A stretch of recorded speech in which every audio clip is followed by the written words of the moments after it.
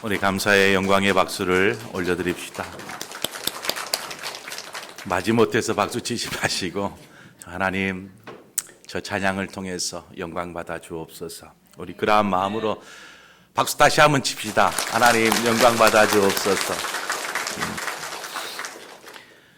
지금 한간에 코로나 바이러스로 인하여서 나라가 뒤숭숭하고 온 세계가 지금 몸살을 앓고 있습니다. 목사가 바이러스를 전파하는 주범이다라는 말이 있습니다. 이 사람에게 악수하고 저 사람에게 악수하고, 그러니까 목사를 통해서 이 사람 저 사람에게 계속해서 바이러스가 전파되는 것이죠. 그래서 그러한 말이 나오는 듯합니다. 그래서 좀 우리가 지혜롭게 행동할 필요가 있겠다라는 생각이 들어요. 그래서 예배 마치고 우리가 나갈 때 인사할 때에 좀 악수하는 것은 좀 자제하려고 합니다. 일부 때에도 그렇게 말씀을 드렸는데도 불구하고 막 손이 막 이렇게 올라오시더라고요. 그래서 제가 얼른 이렇게 그냥 인사를 하고 말았습니다. 요즘에는요, 이런 악수를 통해서 이런 바이러스가 전파될 수 있으니까 새롭게 그 엘보우 러브라는 오바마식의 인사법이 등장을 했어요. 어떻게 하냐면 이 팔꿈치를 이렇게 딱 대는 거예요. 이렇게 인사를 하더라고요. 손을 대면은 이렇게 병균이, 세균이나 바이러스가 전염될 수 있으니까 이렇게 오바마가 만든 것은 아니고 병원에서 만들어진 인사법입니다. 그래서 그렇게 인사하는 것도 좋을 것 같아요. 혹 나는 꼭 인사해야겠어요 막 하시는 분은 저한테 오실 때 살며시 이렇게 하시면 제가 맞대응해 드리겠습니다. 이렇게. 그래서 막 이렇게 움찔움찔 하지 마시고 이렇게 인사하고 또 이렇게 손을 맞대는 좀 지혜로움이 필요할 것 같아요. 여러분들 또 이렇게 주중에 생활하실 때에 사람이 많이 모이는 장소는 될 수 있으면은 좀 자제하고 마트나 뭐 대형 사람들이 집회 뭐 이렇게 모일 수 있는 곳은 좀 피하시는 것이 삶의 지혜입니다. 목사님 이렇게 믿음이 없어요. 이렇게 얘기한다라면 저는 할 말이 없어요. 그럼에도 우리에게 하나님께서 지혜를 주신 것은 이러한 때에 우리를 잘 분별할 필요가 있습니다. 뉴스에 보니까 어느 교회가 오늘 교회 문을 닫았어요. 큰 교회가. 알고 봤더니 그 교회의 성도 중에 한 사람이 이 양성 반응을 일으켜가지고 교회 예배를 드리지 못하고, 그래서 목사님이 동영상으로 해서 홈페이지다 올리면 성도들이 가정에서 홈페이지를 통해서 예배를 드려야 하는 사태가 벌어졌습니다. 이것들을 보니까 이게 그냥 쉽게 넘어갈 일이 아니겠다. 교회의 문을 당분간 닫아야 되는 사태가 벌어질 수도 있겠다라는 그런 뭔가 혼란함이 제 안에 일었어요. 그래서 좀 지혜롭게 우리가 대처하고 이러한 때에 기도하면서 하나님, 이 코로나 바이러스로 우리나라가 온 세계가 지금 막 혼란해 있는데 이때에 하나님께서 무엇을 말씀하시는지 우리 장로님 기도했던 것처럼 하나님의 뜻이 무엇인지를 좀 분별하고 알아갈 수 있는 그러한 상황이 또 현실이 되었으면 좋겠습니다.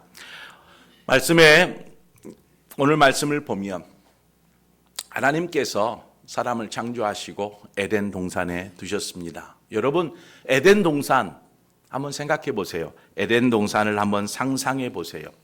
아마 상상해 보신 적이 있을 것입니다. 지상 최고의 낙원인 에덴 동산은 도대체 어떠한 모습일까? 어떠한 모습이 에덴 동산의 모습일까?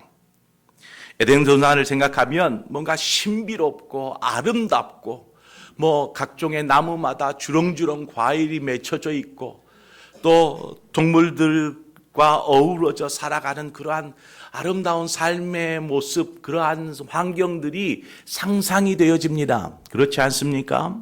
이런 것들이 상상이 되곤 합니다. 그런 것을 보면요, 우리가 참 에덴 동산을 인간적으로 생각하고 있구나, 이러한 생각이 들어요. 우리는 에덴 동산을 그저 살기 좋은 지상 낙원 정도의 개념으로 바라볼 것이 아니고, 하나님께서 창조하신 에덴 동산은 바로 이보다 더 중요한 하나님 나라라는 개념으로 이 에덴 동산을 바라보아야 합니다. 하나님 나라는 무엇인가요? 하나님 나라는 하나님의 다스림이 있고 하나님의 통치가 있는 나라가 바로 하나님의 나라입니다. 곧 에덴 동산은 바로 그러한 장소인 것이죠. 단지 먹고 사는 문제에 자유로운 그러한 장소가 아니라 하나님과 함께 거하는 장소. 그래서 에덴 동산은 하나님의 성전과 같은 곳입니다. 그곳에서 하나님과 교제하면서 하나님과 동행하면서 하나님과 함께 살아가는 장소가 바로 에덴 동산인 것입니다. 그러한 가운데 하나님께서 아담과 하와에게 명령하신 것이 하나 있습니다. 명령하신 것. 그것은 선악을 알게 하는 나무의 열매, 우리가 흔히 선악과라고 이야기하죠. 이 선악을 알게 하는 나무의 열매를 먹지 말라. 먹는 날에는 반드시 죽으리라. 이 약속, 이 명령을 하셨습니다. 이 명령은요, 창조자 되신 하나님과 피조물 된 인간과 맺어진 첫 약속이요 명령인 것입니다. 그런데 아담과 하와가 하나님의 명령을 어기게 되죠. 하나님의 말씀에 불순종하여서 이 선악을 알게 하는 나무의 열매를 따서 먹게 됩니다. 명령에 대한 불순종은 단순히 열매를 하나 따서 먹었다라는 이것이 문제가 아니라 하나님과 맺은 그 약속, 하나님의 그 명령을 깨뜨리는, 즉 하나님 나라의 근간을 지금 무너뜨려 버리는 것이었습니다. 하나님의 말씀에 불순종하게 된 원인에는 뱀의 그 간교한 유혹도 있었지만 이 아담과 하와 이들이 이 열매를 따 먹으면 눈이 밝아져서 하나님과 같이 될 수 있다라는 이 말, 이 생각을 마음에 품었다라는 이것이 문제인 것입니다. 하나님과 같이 될 수 있다라는 이 마음. 제가 앞서 하나님의 나라는 하나님의 다스림과 통치가 있는 곳이라 이야기했습니다. 그런데 이들이 지금 이것을 따 먹음으로 하나님과 같이 될 수 있다. 여러분 한번 생각해 보세요. 하나님과 같이 되면 어떠한 상황이 벌어질까요? 아담과 하와가 하나님같이 되어버리면 어떠한 상황이 벌어질까요? 하나님의 다스림은 실종되고 사람이 주인 행세를 하게 되는 것이 당연하지 않겠습니까? 사람이 주인 행세를 하는 것. 그래서 아담과 하와가 지은 죄를 불순종, 명령에 대한 불순종이라고도 하고 교만이라고도 이야기합니다. 교만이 무엇인가요? 자신이 모든 결정권을 가지고 있어서 하나님이 삶의 주인으로 여기지 않고 자신이 삶의 주인이 되어 있는 것을 교만이라고 이야기합니다. 자신이 하나님의 자리를 대신하는 것이 교만인 것입니다. 하나님께서 창조하신 하나님의 나라의 질서가 바로 이 불순종과 교만으로 깨져버렸습니다. 왜 아담과 하와가 그랬을까? 왜 선악과를 따먹었을까? 이들이 선악과만 안 따먹었어도 지금 우리가 이렇게 힘겹고 고달픈 인생을 살지 않을 수 있을 텐데 하면서 혹 아담과 하와를 원망해 본 적은 없습니까? 왜 그걸 따먹어가지고 우리를 이렇게 고생시키는가? 여러분, 그러면 지금의 우리의 모습을 좀 살펴보아야 합니다. 아담과 하와를 원망할 것이 아니고 나는 어떠한 삶을 살고 있는가? 현대인의 성경으로 디모데후서 3장 3절 이하의 말씀을 제가 읽어드리겠습니다. 사랑이 없고 용서하지 않고 남을 헐뜯고 자제하지 못하며 사납고 선한 것을 싫어하고 배반하고 조급하며 거만하고 하나님보다 쾌락을 더 사랑하고 겉으로는 하나님을 섬기는 채하나 실제로는 하나님을 경외하지 않을 것입니다. 여러분은 이러한 사람들을 멀리하기 바랍니다.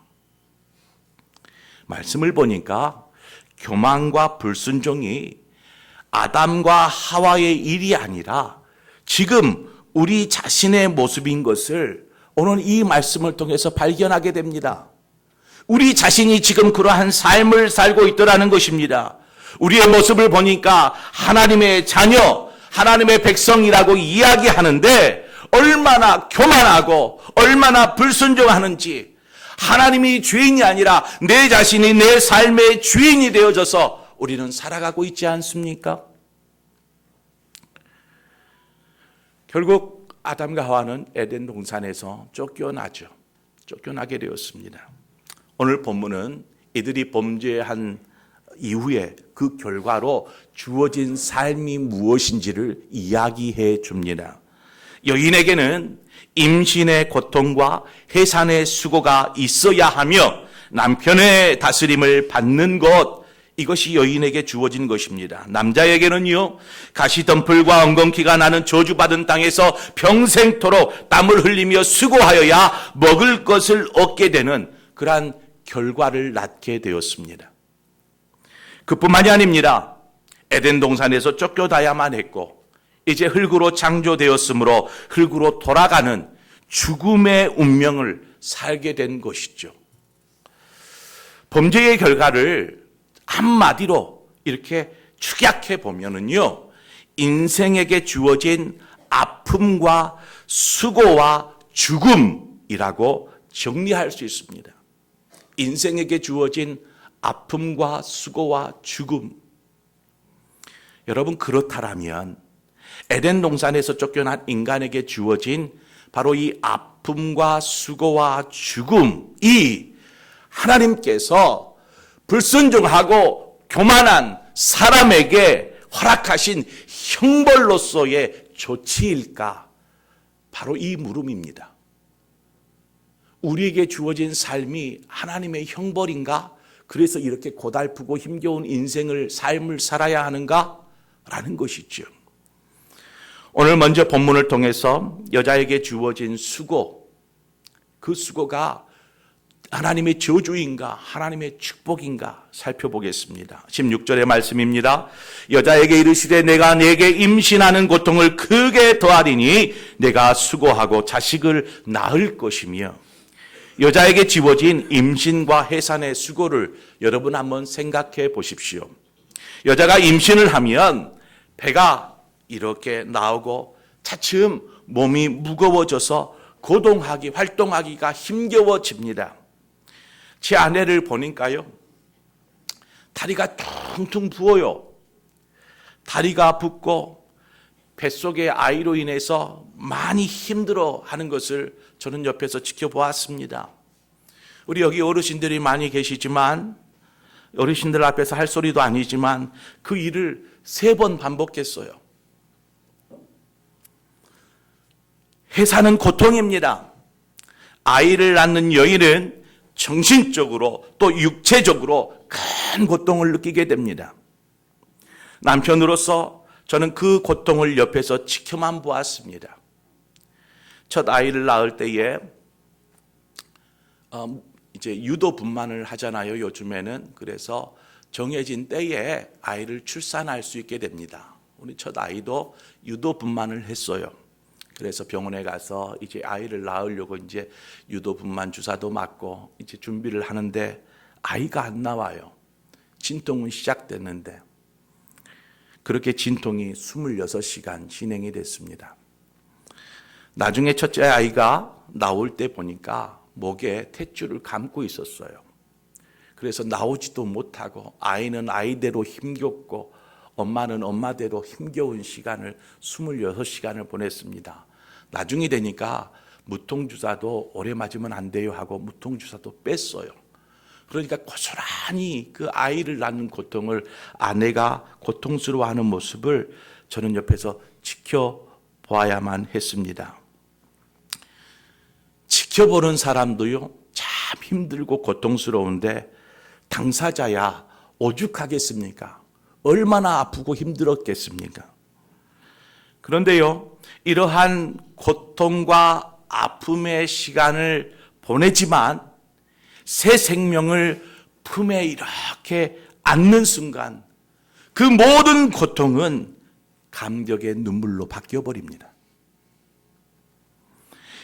요만한 핏덩이 같은 아이를 떨리는 손으로 이렇게 받아서 품에 이렇게 안을 때 얼마나 큰 감동이 되는지 모릅니다. 나를 닮은 새 생명을 품에 안는다라는 것은 말로 표현할 수 없습니다. 이 아이를 손에 안고 가슴에 이렇게 기대는 순간 알 수 없는 가슴 저 밑에서 올라오는 뭔가가 울컥하게 하는 것이죠. 그러면 다시 한번 질문해 볼게요.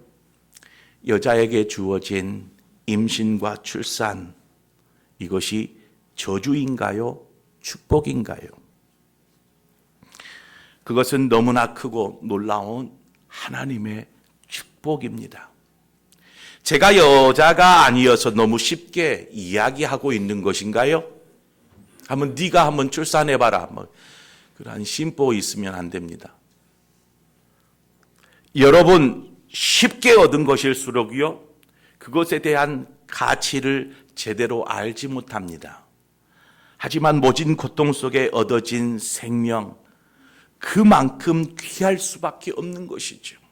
얼마나 귀합니까? 하나님께서 에덴 동산을 아담과 하와에게 거저 주셨습니다. 그 지상 낙원이라 하는 그 에덴 동산을 거저 주셨는데, 그러다 보니까 에덴 동산이 귀한 줄을 모르는 것이죠. 하나님께서 우리에게 베풀어 주신 은혜를 한번 생각해 보시기 바랍니다. 하나님이 우리에게 주신 은혜는 조건을 따지지 않는, 그냥 값없이 거저 주신 그 하나님의 은혜가 우리에게 주어지지 않았습니까? 그거 놀라운 하나님의 은혜, 그래서 그럴까요? 값없이 거저 주신 은혜여서 그럴까요? 어떤 사람은요, 그 은혜가 너무나 쉽게 여겨집니다. 쉽게 생각합니다. 그래서 그 크신 은혜가 귀한 줄을 몰라요. 반면에 어떤 사람은 자신에게 주신 하나님의 그 크고 놀라운 은혜가 너무나 감격스럽고 크게 느껴져서 자신의 삶을 드리고 주신 은혜에 감격하며 예배하고 하나님과 동행하는 삶을 끝까지 믿음으로 살려고 몸부림치는 모습도 저는 보게 됩니다. 여인들이요, 아이를 낳고 양육하는 것이 많이 힘겹고 고달파도 하나님이 주신 축복인 것을 기억하시기를 바랍니다. 남자인 아담에게 주어진 것들이 무엇인가요? 17절의 말씀입니다. 아담에게 이르시되 내가 내 아내의 말을 듣고 내가 네게 먹지 말라 한 나무의 열매를 먹었은즉 땅은 너로 말미암아 저주를 받고 너는 내 평생에 수고하여야 그 소산을 먹으리라. 요즘엔 남자나 여자나 할 것 없이 맞벌이를 합니다. 맞벌이를 하다 보니까 땀을 흘리며 수고하는 것이 남자에게 주어진 일이라 이렇게 말하기가 무색해요. 그렇게 볼 때에 출산도 해야 되고 일도 해야 되는 여인들이 참 대단하다라는 생각이 듭니다. 우리 옆에 계신 여자분들을 존경스러운 눈빛으로 한번 바라봐 주세요. 참 대단합니다. 그래서 여자는 남자보다 강하다라고 이야기하는지 모르겠어요.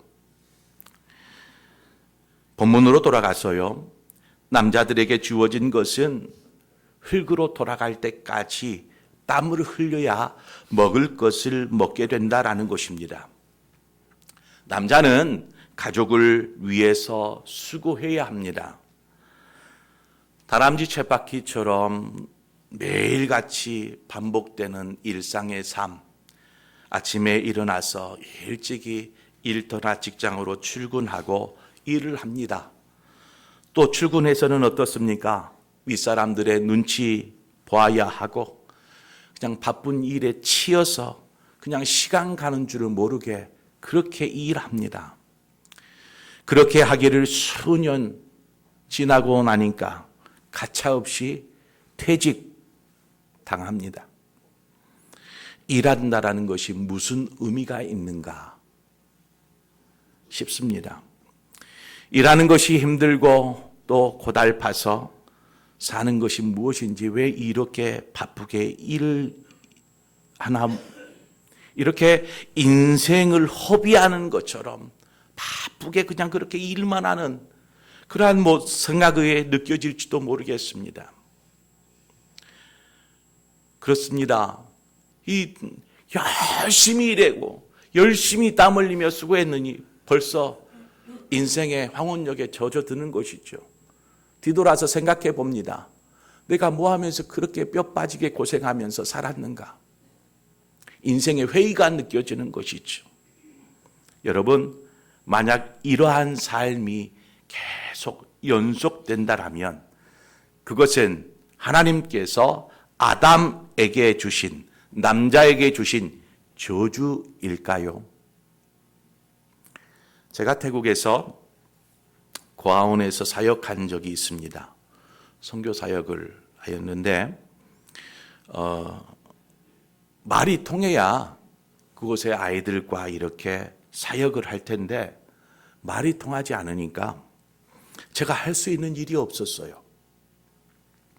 결국 선교사님이 제게 시키신 일이 있습니다. 무엇이냐면 땅을 개간하는 일. 그러니까 터가 있으니까 건물도 있고 또 여러 가지 이제 아직 개발되지 않은, 이렇게 개간되지 않는 그러한 곳이 있어서 그곳에 가서 땅을 개간해라, 이런 일을 맡기셨어요.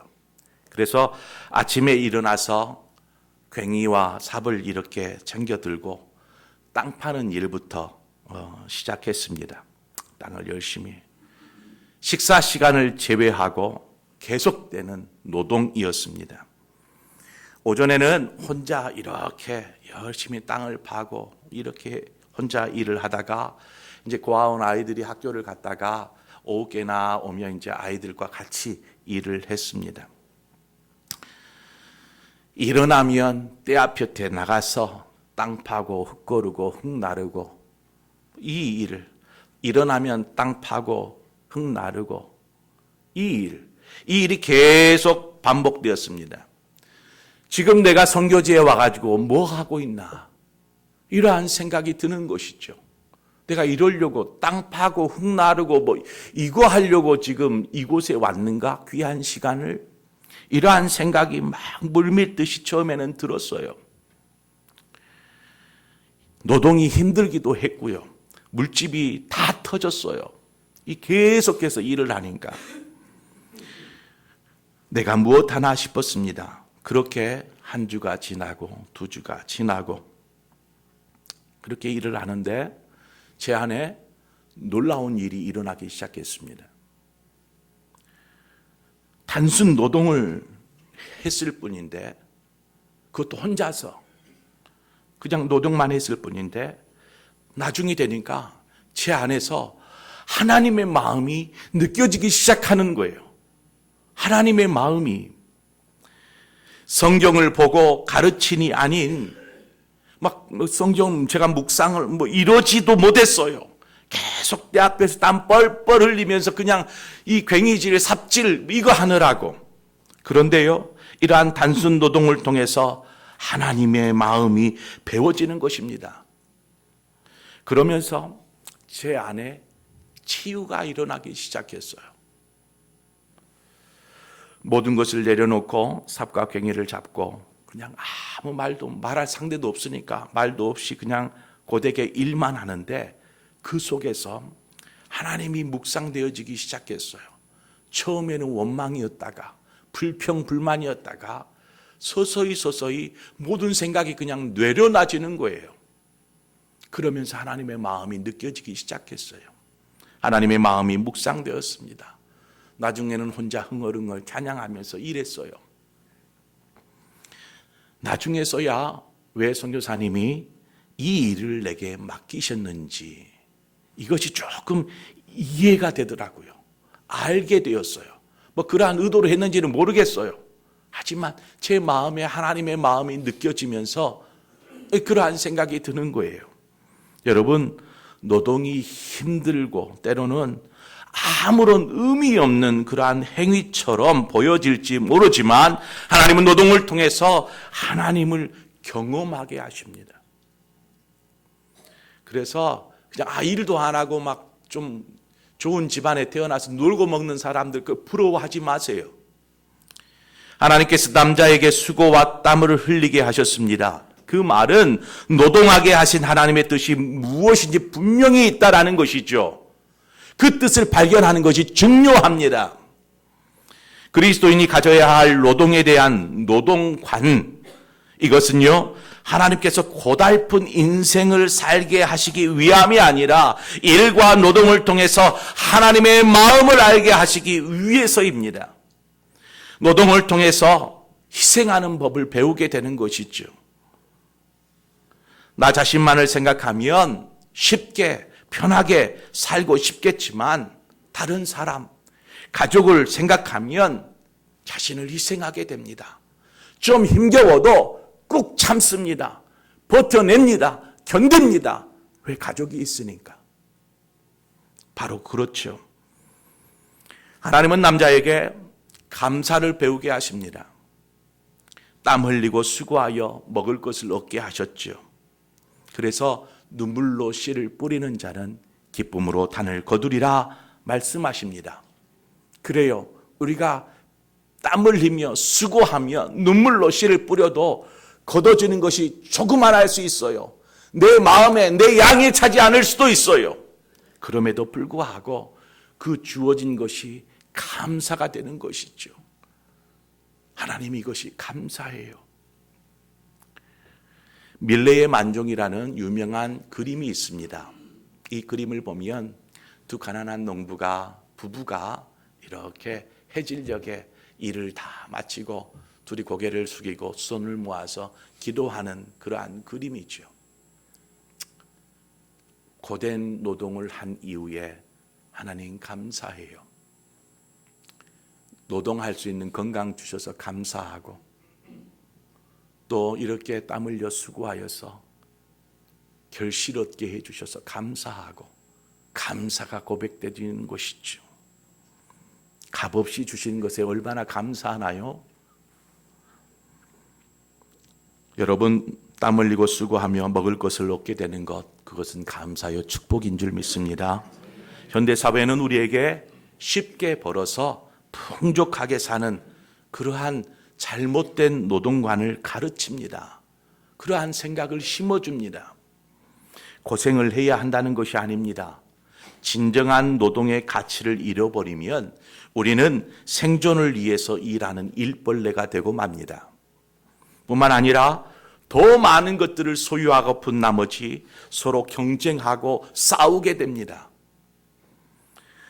그리스도인에게 중요한 것은 어떤 일, 무슨 일, 얼마나 고되고 얼마나 많은 그러한 것이 중요한 것이 아니고 무슨 일을 하든지 어떤 일을 하든지 그 일을 통해서 하나님과 동행하는 삶을 살고 있느냐, 이것이 더 중요한 것입니다. 하나님은 아담에게 고된 노동이 아니라 노동을 통한 하나님과 동행하는 삶을 가르치시고 있는 것입니다. 그래도 노동에 대한 삶의 무게가 너무나 힘겹지 않습니까? 수고하고 무거운 짐진 자들아, 다 내게로 오라. 내가 너희를 쉬게 하리라. 우리가 주님과 동행하는 삶을 살 때에 그 속에서 쉼을 얻고 회복을 얻게 됩니다. 주님과 동행하는 삶이 없으면 그냥 바쁘게 살고 그냥 허망한 인생을 살겠지만 우리가 힘겨워도 주님과 동행하는 삶을 살면 노동의 의미를 발견하게 되죠. 주님이 우리를 대신하여서 짐을 져주십니다. 힘겨울 때. 가장 무겁고 더럽고 추악하고 냄새나는 그러한 죄악의 짐조차도 대신 짊어지신 주님께서 무엇을 우리 대신 져주시지 않겠습니까? 아담과 하와를 에덴 동산에서 쫓겨났습니다. 그것이 저주인가요? 축복인가요? 21절 말씀입니다. 여호와 하나님이 아담과 그의 아내를 위하여 가죽옷을 지어 입히시니라. 하나님께서 아담과 하와에게 가죽옷을 입히셨습니다. 본문은 아니지만 7절 말씀에 보면은 그들의 눈이 밝아져 자기들이 벗은 줄 알고 무화과 나뭇잎을 엮어 치마로 삼았더라. 아담과 하와가 범죄한 이후에 그들의 눈이 밝아졌습니다. 그리고 그 영향으로 자신들이 벌거벗은 그 모습을 발견하고 확인하게 되었습니다. 그전에는요, 벌거벗고 있었어도 인지하지 못했어요. 알아차리지 못했습니다. 이러했던 부분이 이제는 보여지는 것이죠. 시선에 들어오기 시작하는 것입니다. 부끄럽고, 그래서 어떻게 합니까? 부끄러우니까 무화과 나뭇잎을 따서 그것으로 가리는 것이죠. 몸을 가리는 것입니다. 그것은요, 임시 방편이지 않습니까? 잎이 마르고 나면 어떻게 해요? 또 새로 또 나뭇잎 따다가 또 가려야 되는 그러한 일의 반복입니다. 즉 사람이 할 수 있는 것은 고작 이것밖에 아니에요. 사람이 할 수 있는 것은, 하나님은 그러한 아담과 하와를 위해서 가죽옷을 지어서 주십니다. 교만하고 불순종한 아담과 하와에게 가죽옷을 이렇게 입혀주시는 하나님의 마음, 반드시 죽으리라 말씀하셨던 하나님이 그냥 가죽옷을 해 입히시는 것이죠. 하나님의 마음이 어떠한 마음일까요? 가죽옷을 통해서 우리는 하나님께서 우리를 얼마나 사랑하시는지 그 하나님의 마음을 알게 됩니다. 우리에게 하나님께서 모든 필요를 넉넉하게 차고 넘치도록 채워주지 않아서 불만이고 불평일지 모르겠어요. 하지만 뒤돌아보세요. 하나님의 인도하신 모두가 축복이었습니다. 우리에게 항상 족한 것들로 채워주셨습니다. 우리는 가죽옷을 통해서 하나님께서 우리를 벌하시기 위해 이 고달픈 세상에 보내신 것이 아닌 것을 분명하게 알 수 있습니다. 오늘 본문을 보면 하나님께서 사람에게 지워준 인생의 무게, 그 무게는 그리 가볍지만은 않은 것 같아요. 우리가 항상 고민하고 염려하는 것이 무엇입니까? 먹고 사는 것 아닌가요? 아이를 양육하고 키워내는 것 아닌가요?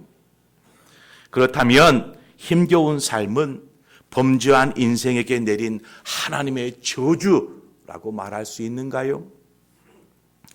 범죄한 이후에도 아무런 변화가 없이 그전과 동일한 삶이 주어진다면 어떻게 될까요? 이후로는 하나님을 찾지도 않고 자기 하고 싶은 대로 하면서 살게 되는 것이 당연한 순리이지 않겠습니까? 하지만 하나님께서 인생에게 내린 조치는 다시금 하나님의 나라를 세워라.